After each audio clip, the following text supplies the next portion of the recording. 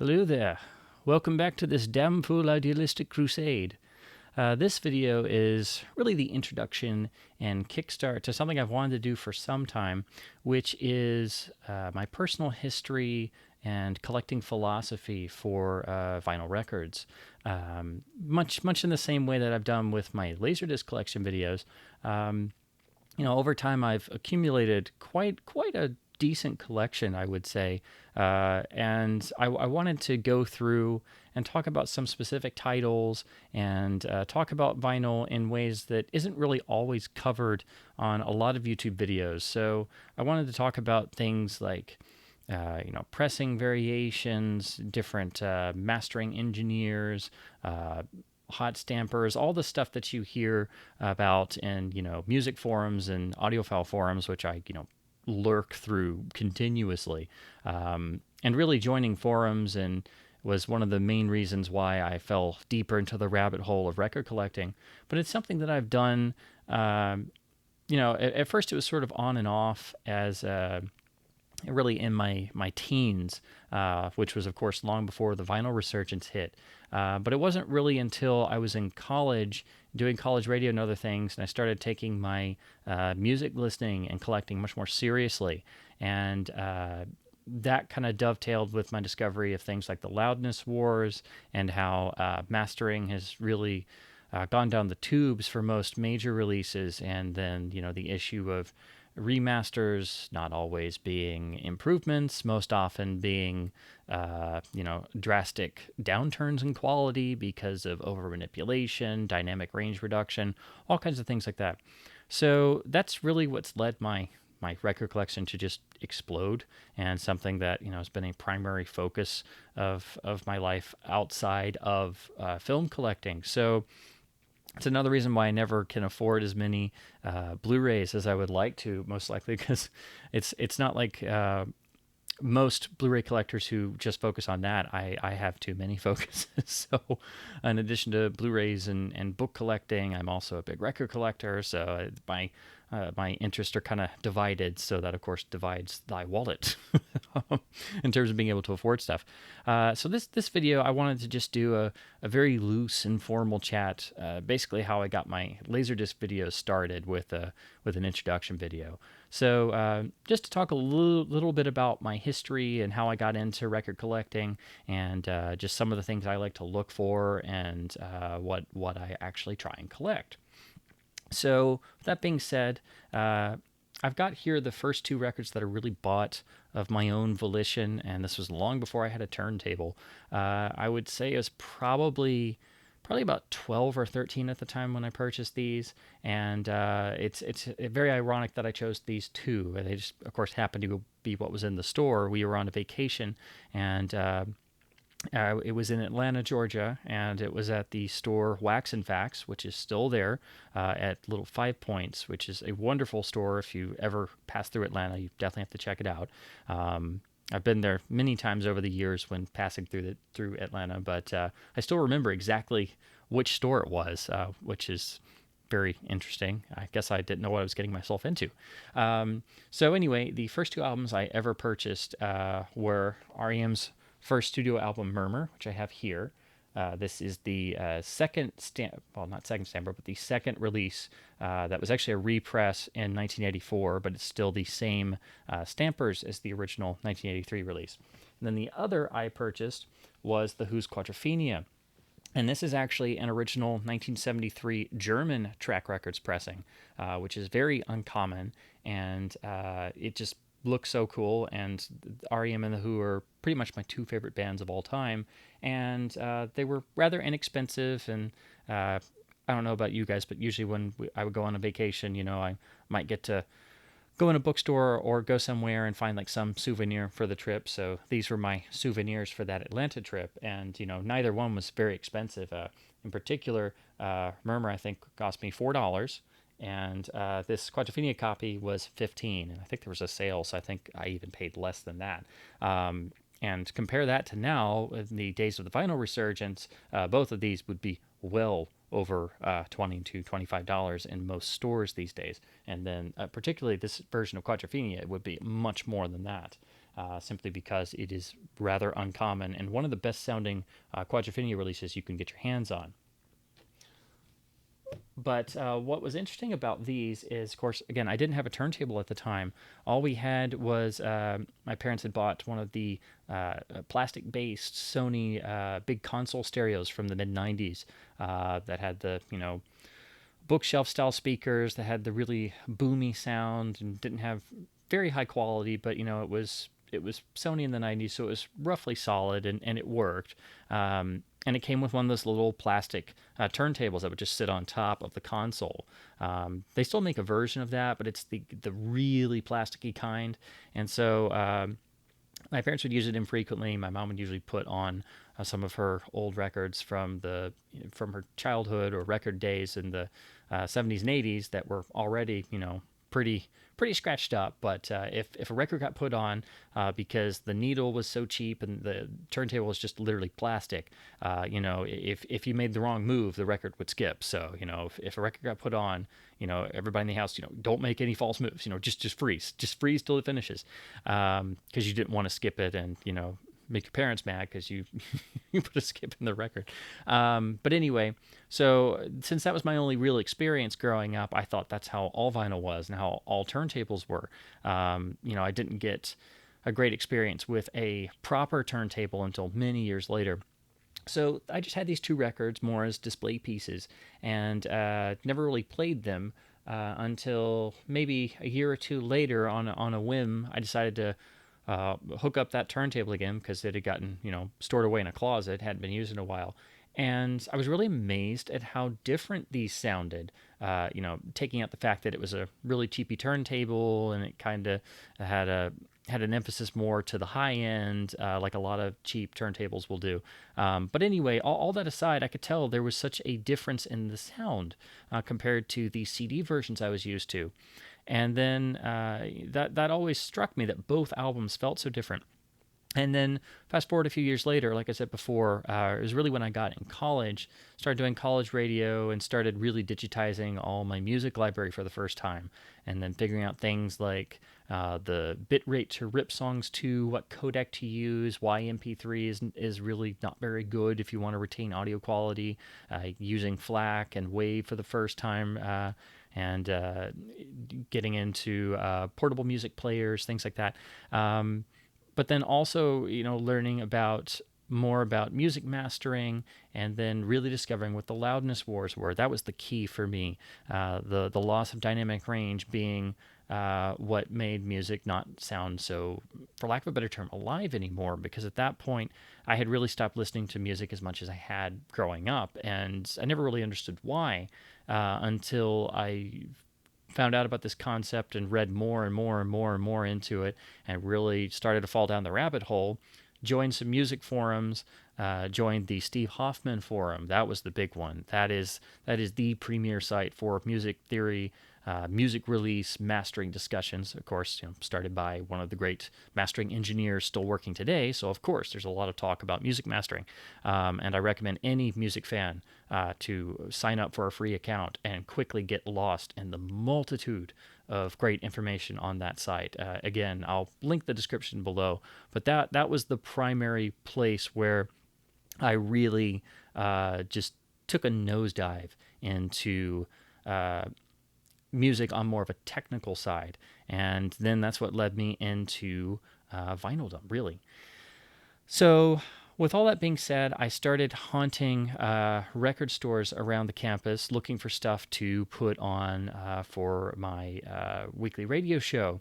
And just whatever I could find, whatever I could pick up in bargain bins, because, as a starving college student, the last thing you have money to afford is, buying tons of used records. But thankfully, there were some really great shops that had some really cheap records, and that's what really got my collection jump-started past just having these two. And, the more I read, the more I experienced firsthand, the more I tried out an actual decent turntable for the first time, that didn't have a P-mount cartridge and actually used a good preamp, the more I just got sucked into it. And that really started my philosophy of trying to get the best sounding release of an album possible. And still to this day, I'm not a music streamer. Uh, I do that stuff as like a last resort if I really want to hear something. But if I want to buy something, I then go and try and research what the best sounding version of it is, regardless of format. But if it's, say, pre 2000, or especially pre 1990, it's usually going to be the original vinyl release, and then trying to figure out, is there a really great pressing that's really sought after for sound, a particular reissue, a particular engineer cut, a particular import copy, or should you just go after a original first pressing and get the cleanest copy possible for the lowest price possible? That's generally what I shoot for.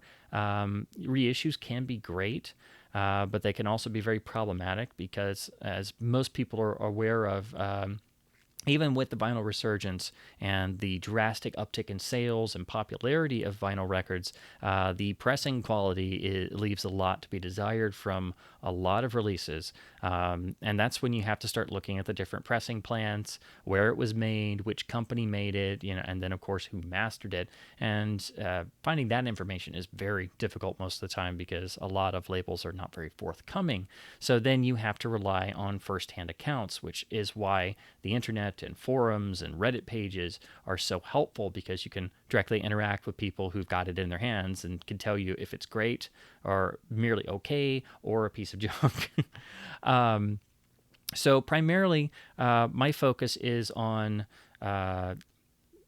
I'd say if I had to nail down genres, I'm much more of a rock alternative person. Those are the two main genres that I'm invested in, and I'm generally trying to seek out the best original pressings for those genres and other things, if I come across them. If I come across original copies of something or 12-inch singles, because I'm a big fan of 12-inch singles, for very cheap prices, then I'm probably not going to pass that up, particularly since with vinyl's increased popularity, the prices have just soared across the board, so that's made it much more difficult to build up a collection. So I've got some things on my shelves that are admittedly on the goofy side, or not necessarily something I'm super into, but it was a combination of great mastering, great condition, and cheap prices sometimes. So there are times where it's just too good of an item to pass up, and so I've picked it up, which is probably why I've accumulated more records than I ever thought I would.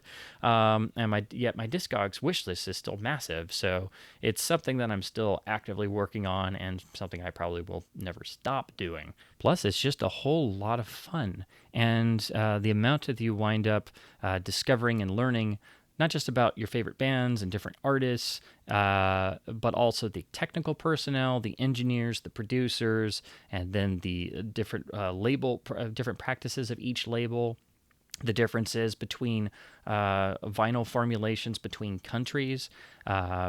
It's just really, really fascinating, and you can really come at record collecting any way you want to. There is no right or wrong way.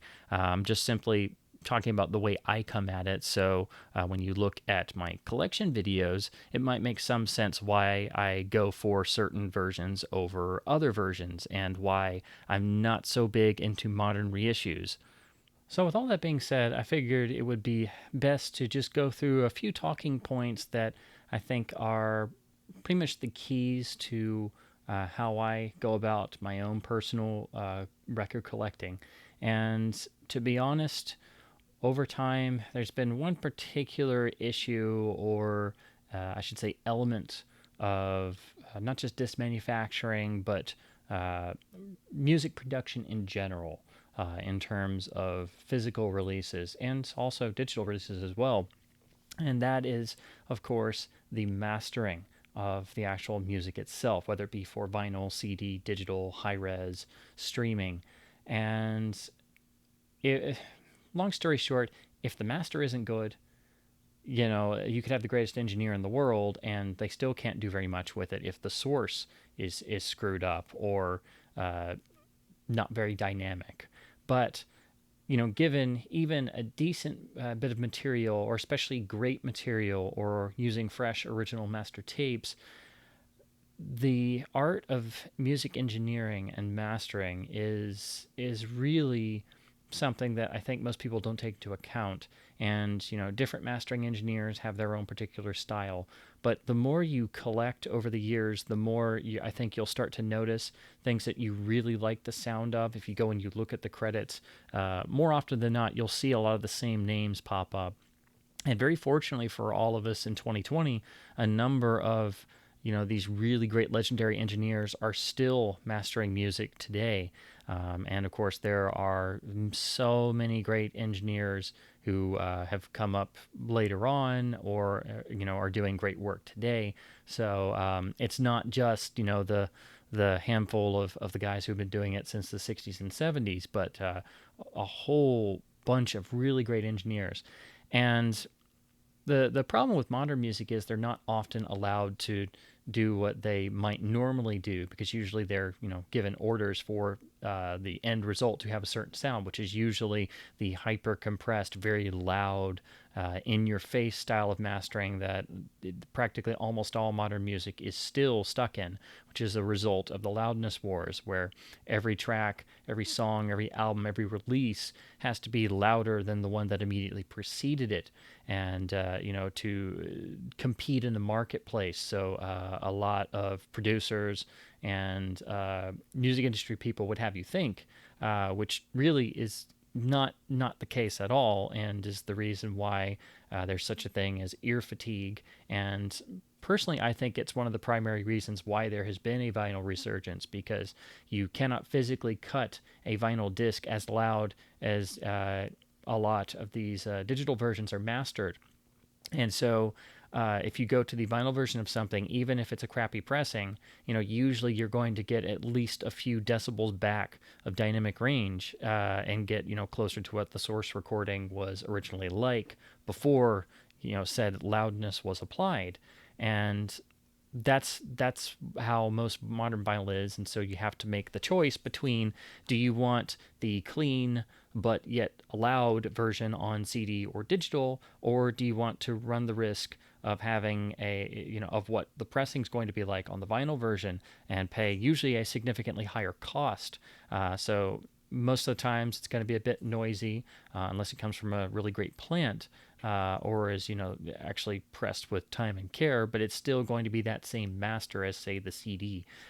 But you will get back usually a little bit of headroom for that dynamic range. So it's a trade-off.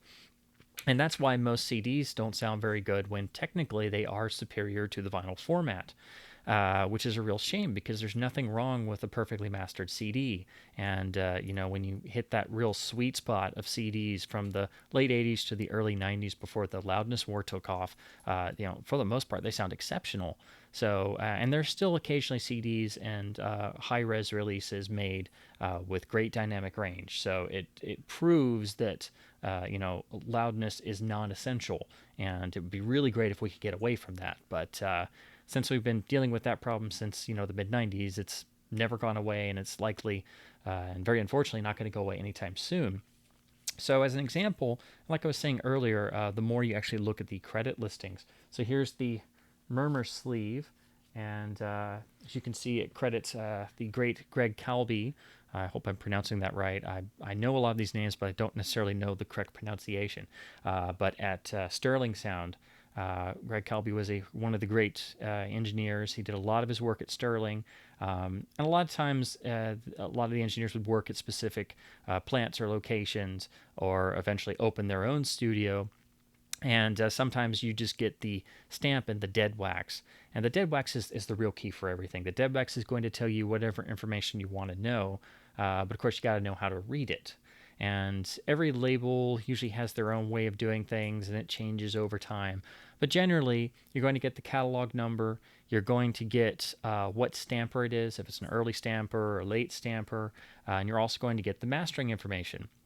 And while you're going to get occasionally credits in the sleeves for who mastered it, doesn't necessarily mean for vinyl, or even CD for that matter, that particular pressing was mastered by that person. Sometimes they would do represses, or it would be a different master used. And so the only way to know for sure is to look at the dead wax if that information is actually there. Some engineers would actually, sign it. Most famous would probably be the legendary Bob Ludwig, who would initial a lot of his specific mastering jobs with his RL initials. So the letters RL in terms of record collecting are like, the holy letters that you want to look for on everything.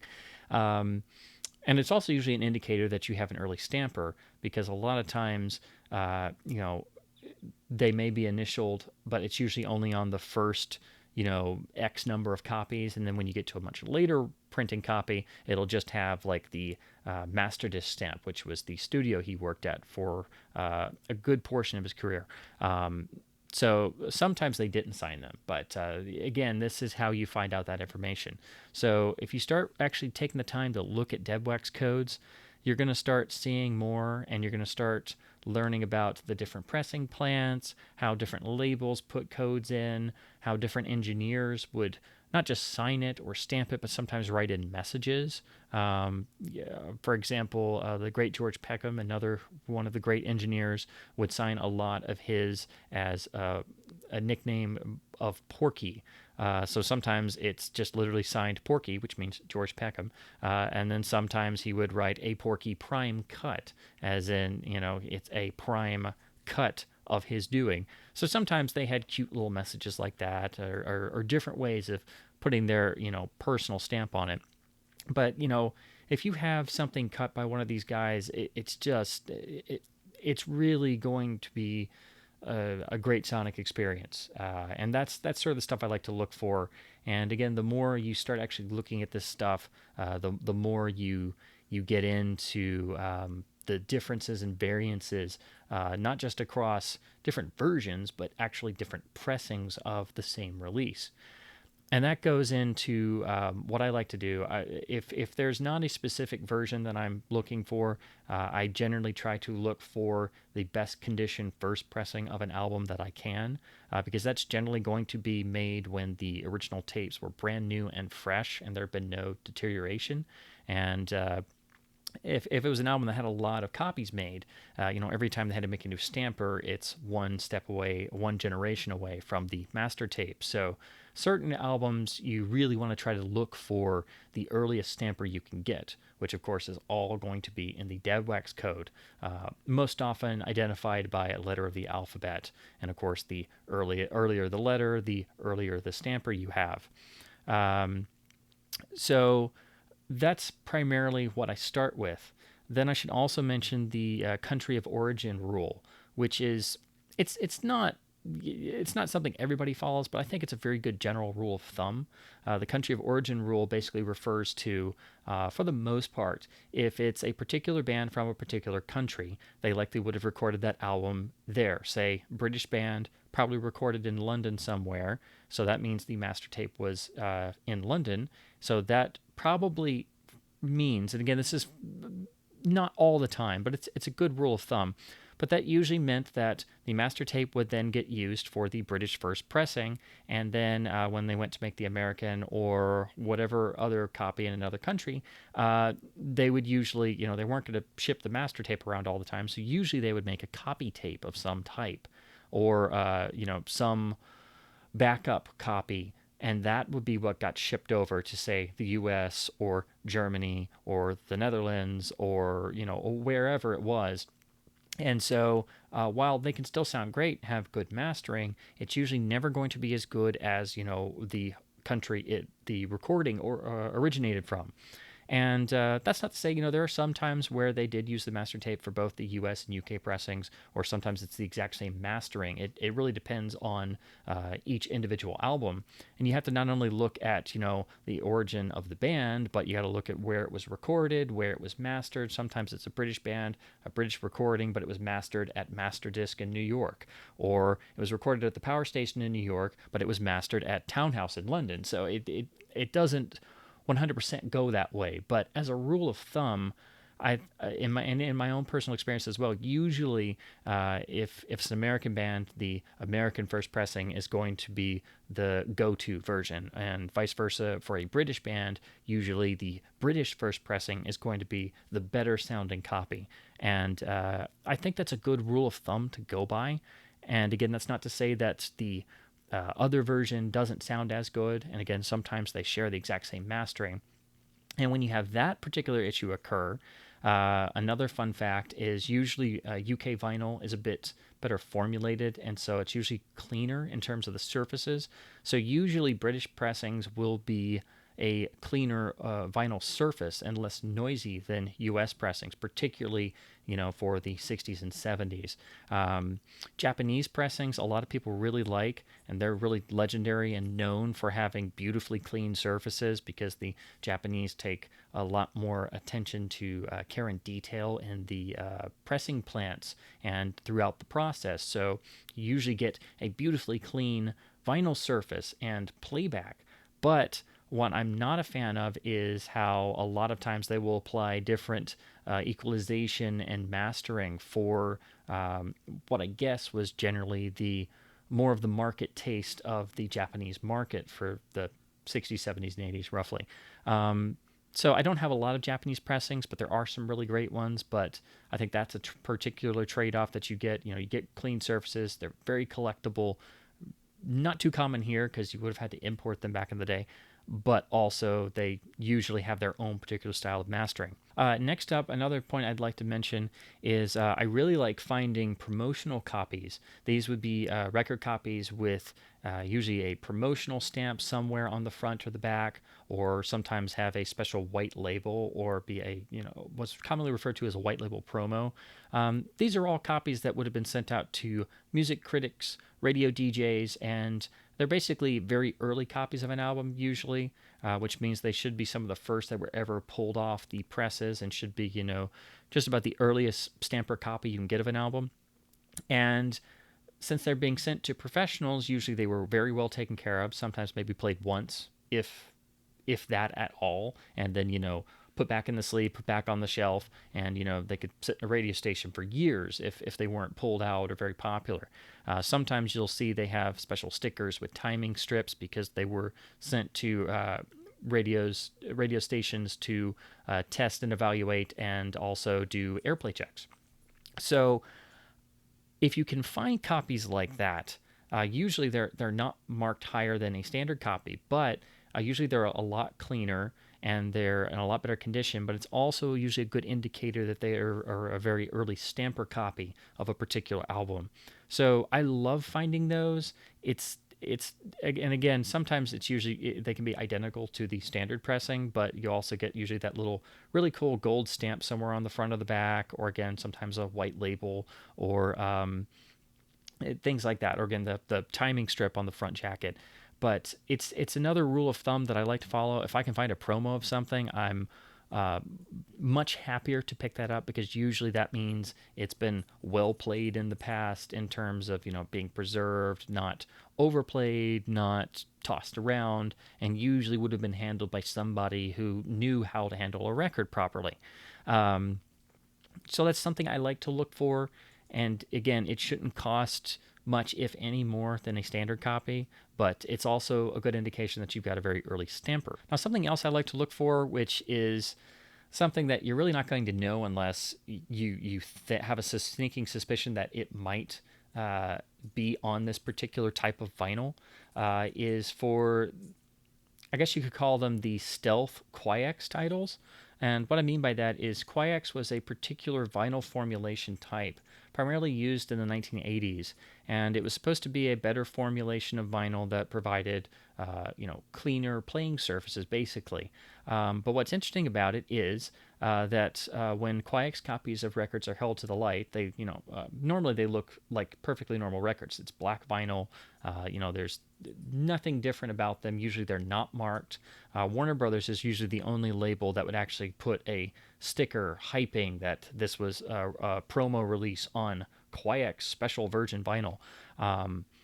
But there's a lot of releases, particularly from the 1980s, that were pressed on Koix vinyl, and there were other versions. It wasn't just Koix. Some of the other versions did get hyped, like the Police's Synchronicity is on KC600 purple audiophile translucent vinyl, which is basically another type of a vinyl formulation like Koix. But Koix was actually used quite often throughout the decade. And so if you hold these copies up to the light, you will see a translucent color appear. And again, not everyone used this. It seems to have been confined to certain pressing plants, but there are a number of titles that are pretty much known to almost always have Koix vinyl. And I found this out pretty much by accident when I was actually looking at this copy of Murmur. And again, this is the second issue repressing from about 1984, and it uses the same stampers as the 1983 pressing, but that 1983 pressing is on standard vinyl. But this one, like the second release of the Chronic Town EP and also like REM's second album, Reckoning, are all on Koix vinyl. Now, please forgive me because I'm going to try and show this with a flashlight and try and hold this at the same time. So this may not work very well. I might have to do a cutaway, but if you look very, very closely, you should now see that there is a sort of translucent light brown coming through. And that is the actual Koix vinyl that you're looking at. So anyway, that's what Koix looks like to the naked eye under a light. And again, forgive me, it's kind of hard to show it on camera, and you have to get it at just the right angle. But hopefully, you get a good idea of what most Koix looks like. Most of the times, it's sort of a translucent brown. Sometimes it's like just a faint translucent grayish black, like you could almost like you could just see through straight through the normal black vinyl. And then sometimes I've seen it be purplish or greenish, usually one of those, but usually a sort of opaqueness or a brown, translucent quality. I mean, compared to a standard, black vinyl normal release, it's not really all that different, but I do think it is a nice feature, and it can be a distinct improvement. All of the Koix titles that I have, whether they're promoted that way or these sort of stealth Koix releases, they all have really great clean playing surfaces. Even some I've picked up, that are, pretty beat up, they still play extremely well. So I think there is something to the whole notion of Koix. Some of the audiophile labels later on use newer forms of Koix, and they try to pride themselves on having newer, better vinyl formulations. So there's definitely a science to it. But I think it's really cool that you can have great Koix vinyl titles and not even know it. I still think I might have more than I realize. And there are certain ones I know of. There are Koix pressings out there, and trust me, you get really weird looks in a record store when you're taking LPs out, and already you're reading the dead wax code, so people look at you weird, and they'll look at you really strangely when you start going, "Oh, is this Koix? Okay," and then they're like, "What are you doing?" And then you find yourself being the nerd in a record store trying to explain what Koix vinyl is and why you're trying to see if it's translucent in the ceiling light. I've I've had that experience many times, so I still feel weird looking for Koix in just used bins. But I just wanted to mention that that's something else, like looking for promo copies that I like to do, and a lot of people are not aware that a great number of albums, particularly through the 1980s, are actually on Koix vinyl. I already talked some about looking for early stampers. That was another point I wanted to mention, so just briefly mention again. The whole notion about early stampers is especially for albums that had a lot of high sales, a lot of reissues, and a lot of printing runs, especially. It's best to try and find the earliest copy possible because you have less wear and tear. It's less generations and steps away from the original master tape source. And again, the prevailing theory is the earlier the stamper, the better the sound. And that is roughly true. But if you set aside like 2 or 3 copies of the same thing and they were all pretty close in terms of it was a second, a third, and maybe a fifth stamper of something, most people are not going to be able to tell the difference if they're all, in identical condition. But, once you listen to more things and you have, pretty decent gear in your setup, you can start to notice that, like if you have different copies of something. But it's especially on the albums that had a lot of printing runs.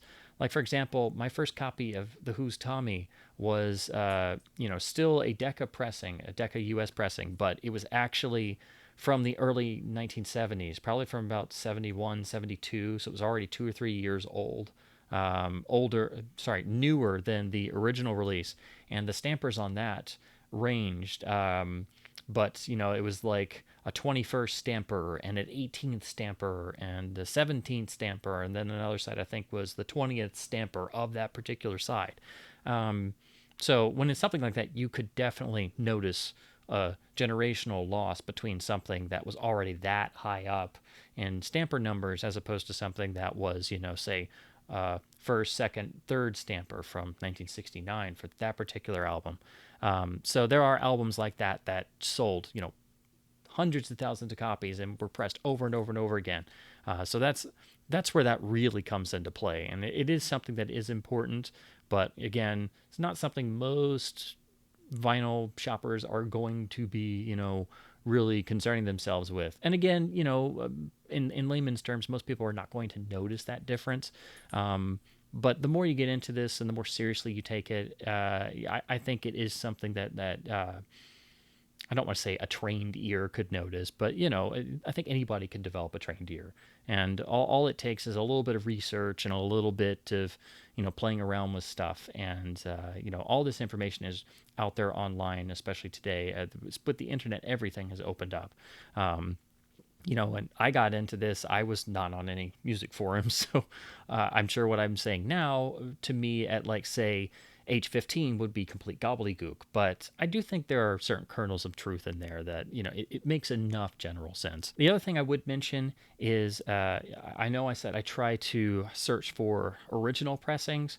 But there are certain cases where the first pressing, regardless of what country you're looking at, is not the preferred listen or the preferred way to go for certain albums.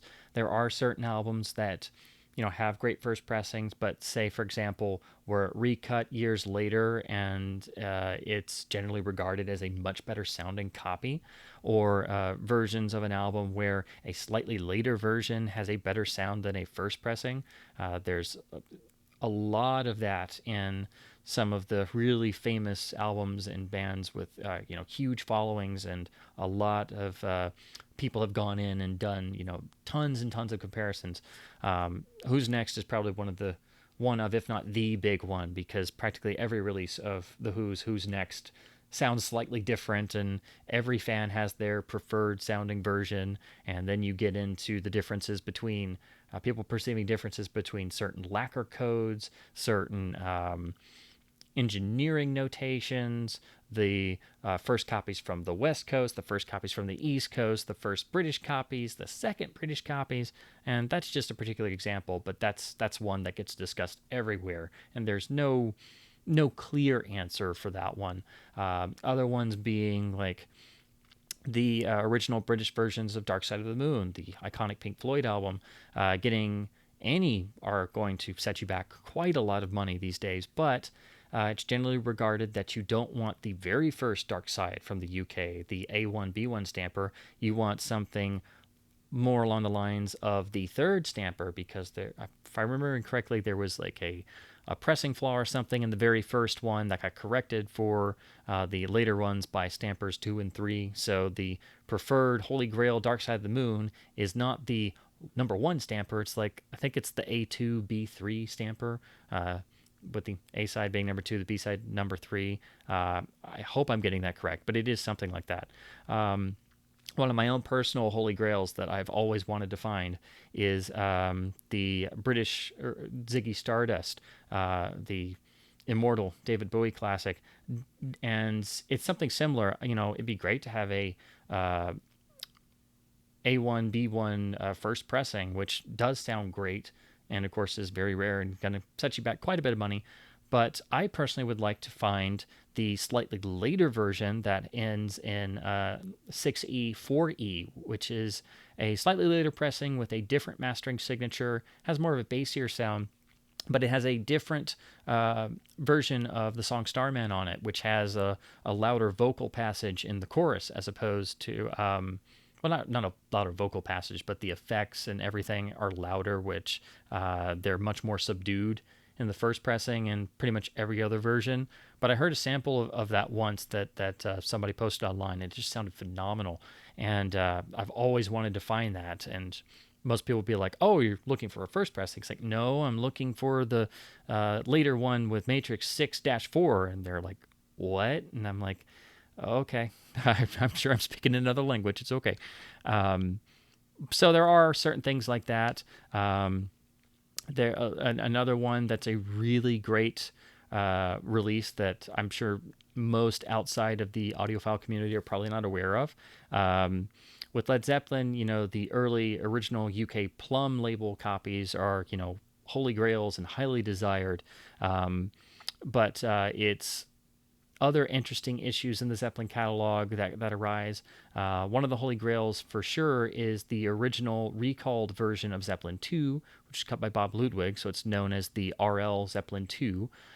Which is legendary for having tons of bass and being a much more visceral experience, but was recut at the studio's insistence because they were too afraid that 70s turntables couldn't, turntables of 69 could not handle that.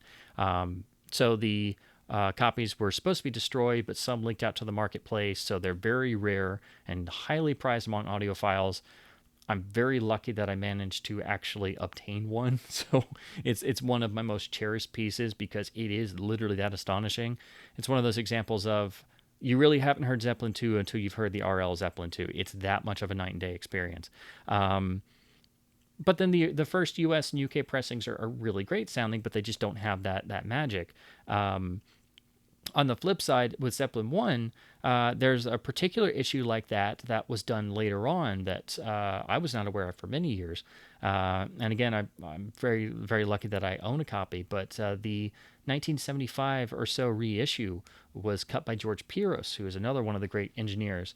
And for some reason, that particular cutting, if you find that in a US reissue copy with his signature and the dead wax on both sides, that is what I think is the most phenomenal sounding version of Led Zeppelin 1 and shouldn't cost you all that much if you were just, buying a copy in a record store because they would just mark it as a standard Atlantic 70s reissue of Zeppelin 1.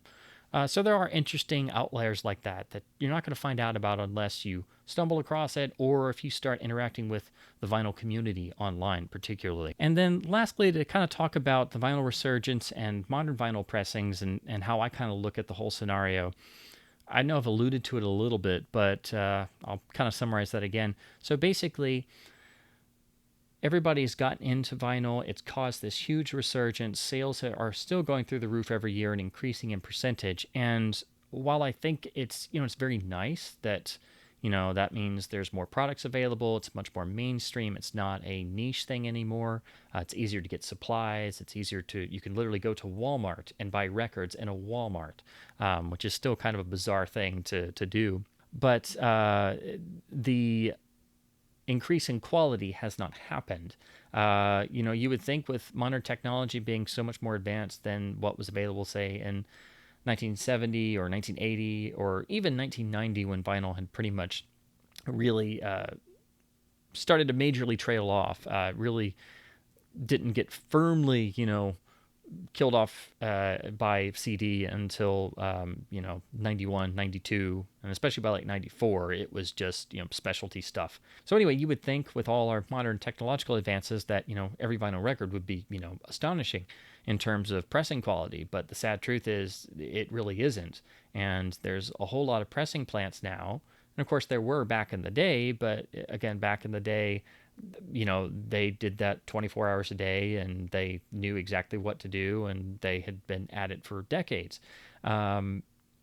So pressing plant copies, if you compare different plants to one another, usually for vintage records, they're going to be pretty similar. There are some who can tell certain mastering differences sometimes in different pressing plant copies, but for the most part, comparing, say, for example, a copy pressed in Terre Haute, Indiana, versus a copy pressed at the Pittman plant on an album from the 70s, it's going to sound roughly the same. But comparing copies from different plants in this day and age, there are some that are far better than others, and then there are some that really give the format and listening experience a bad name. You can pull out a new record you've shoved $40 down on, and you pull it out and it's warped right out of the jacket. It's got handprints, or it's got scratches, or it's got non-fill, so it's a terrible listening experience. And yet this is supposed to be the premium listening experience.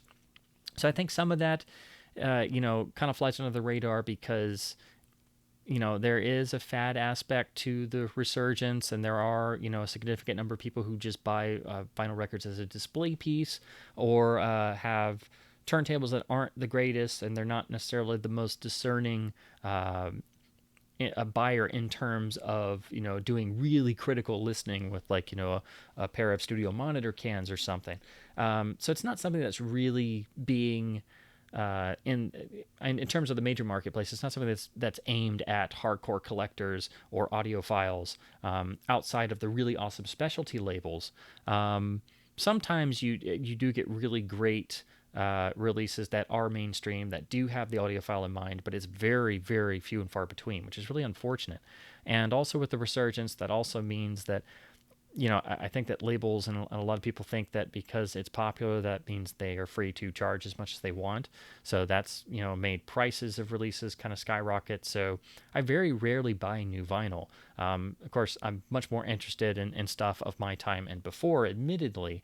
But it's very infrequent that I buy new releases, because usually the trade-off is, do I want to drop more money, get a few dBs back of dynamic range, but most likely get a crappy pressing, or, I can pay, significantly less and get the CD, or get a digital FLAC version of the album and just live with the loudness and not have to deal with the more expensive, crappy vinyl pressing. So that's usually the trade-off I'm at, and usually I wind up having to go digital or CD for modern stuff. But it's kind of unfortunate. It has gotten pretty much, at least I think across the board, it's gotten a bit better since vinyl has now been back in the marketplace and around a good number of years, but it's still an issue. And so that's why I think it's so important to know which plant did the pressing and who mastered it and things like that. But then for that, you really have to dig through online, study through the press releases. But most often you're going to have to talk to people who actually bought it and can read the deadwax codes and actually, give you a firsthand account. Like, hey, this is actually a good pressing. You should seek this out. But that isn't to say that all modern vinyl pressings are bad. I wanted to, at least talk about that there are some really great specialty labels out there, and some of the major labels are also doing some really great work. And if you take the time to really compare and contrast releases and look for ones that are specifically labeled as being pressed at some of the better plants, that way I think you can easily differentiate the cream of the modern vinyl crop, as it were.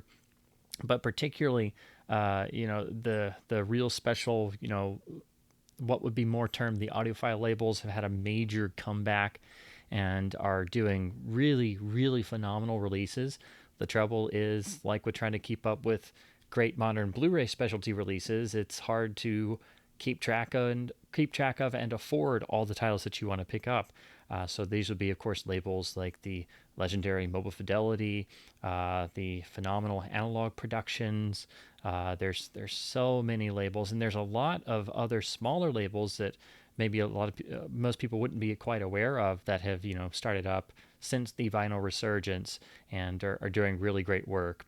And then there have been some that have already closed their doors. So, and that goes into the notion of titles going out of print, which is seemingly rather common in vinyl releases, and even in this modern vinyl resurgence, which has led to a lot of vinyl releases, once they go out of print, if they're already collectible, they become insanely valuable almost overnight. Just like when you have the Record Store Day limited releases sold only on RSD Day at indie shops, they're already limited to 1,000 or 2,000 copies, and only a handful get to a store. And you're lucky to get one that you want, let alone, two or three, and then you suddenly see them turn up on eBay for hundreds and hundreds of dollars, and people are desperate to buy them because so many people want to just flip them for a profit. Um, which of course is going to happen with anything that's limited, but there's a particular quality to vinyl releases, once they're limited or out of print or somehow special in any way, and particularly if they go out of print, the values suddenly just become astronomical, and you quickly are not able to afford practically anything when that happens. So it is a better idea to pick up a vinyl release while it's in print, if you're on the fence about it, because chances are, unless it's a very famous or very popular title that's most likely going to get repressed or reissued in some other form, it's going to go out of print for a vinyl pressing, and then you're definitely going to have that you snooze you lose feeling and be kicking yourself for like the next 5 years every time you think of that particular album, and you're like, I had it in my hand, I could have bought it, why didn't I buy that?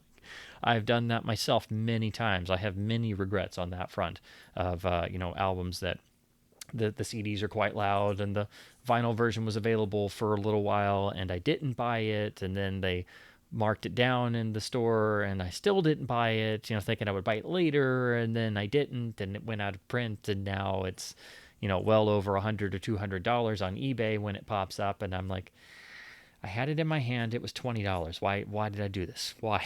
So that is the last thing I wanted to pass on. There are great modern vinyl pressings out there.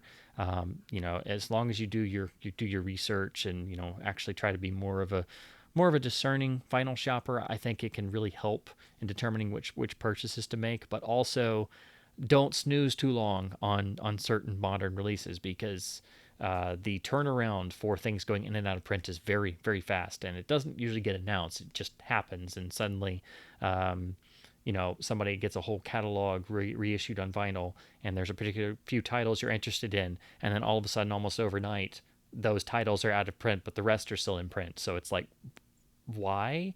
And then whole catalogs go out of print, or things that they've already sold tons of, they just pull the print one for no reason. The big case in point being the astoundingly amazing 2014 Beatles mono vinyl reissues, which, for lack of a better term, I think is probably the best reissue ever done, because that was the equivalent of getting as close as you could to having a mint original black and yellow British Parlophone 1960s first mono pressing of a Beatles album with a perfect reproduction of each original cover, for 20 or $25 at your local store. I mean, those 2014 mono LPs are astonishing. Done all analog, done with the original mastering engineer EQ cutting notes. I mean, it was an astounding release, and I am so very glad that I managed to get the box set on when it was on sale once. I thought I would never be able to obtain that box because it was quite expensive.